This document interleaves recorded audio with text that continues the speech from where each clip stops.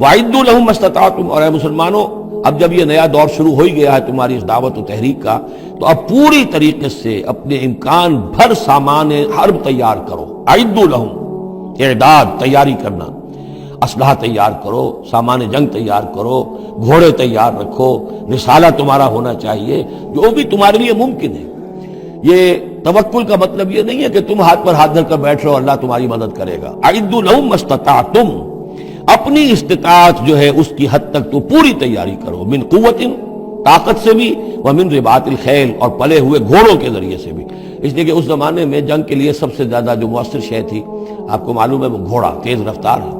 اونٹ جو ہے تیز دوڑ نہیں سکتا ہے۔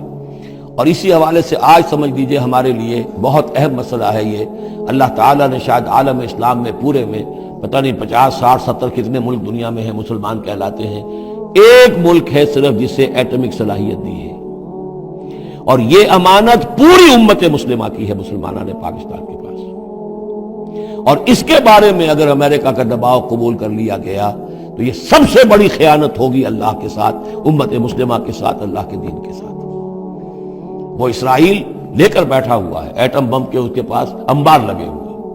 لیکن یہ ہے کہ ساری پالیسی جو چل رہی ہے وہ یہ کسی طریقے سے پاکستان کا، ایک عراق کے بارے میں اندیشہ ہوا تھا کہ اسے ایٹمی دانت نکل سکتے ہیں،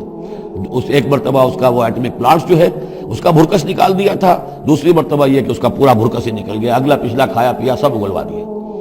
اب پاکستان پر سارا دباؤ، ساری ڈپلومیسی بھی چل رہی ہے اس وقت، کان کھولنے کی اور آنکھیں کھول کر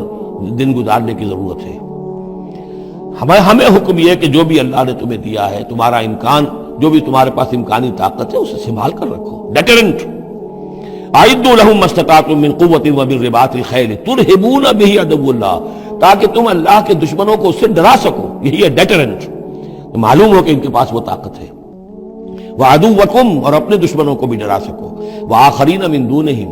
ایک تو ہے اللہ کے دشمن اور تمہارے دشمن ایک اور بھی ہیں جو ان کے سوا ہیں، ان کے پرے ہیں، انہیں تم نہیں جانتے، لا تعلمونہم اللہ یعلمہم، اللہ انہیں جانتا ہے، یعنی وہ مارے آستین منافقین ہیں، یہ تمہاری اپنی آستینوں کے اندر بیٹھے ہوئے ہیں، تمہیں پتہ بھی نہیں ہے کہ وہ لوگ بھی در حقیقت ففتھ کالمسٹ عنصر ہے کہ جو در حقیقت تمہاری تباہی چاہتا ہے، بربادی چاہتا ہے۔